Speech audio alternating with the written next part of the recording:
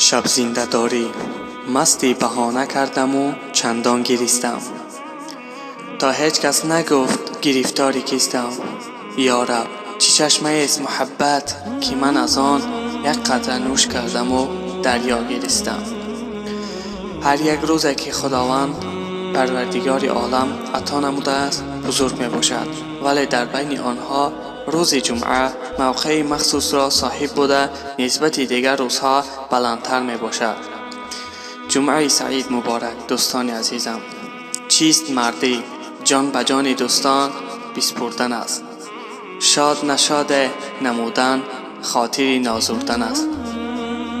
نکی به تم باشد آبروی شأن مرد، طعم کردن لاله های آبرو پژمردن است. در طبیبان دیدم من نیکی به طمع بخشند جان آن را که اندر مردن است.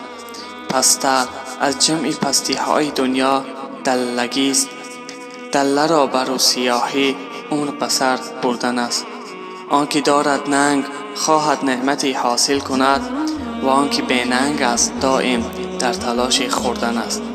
گوشه آباد کردن نامی کس بالا برد، بر بهاران شهرت از گل قالی ها گستردن است.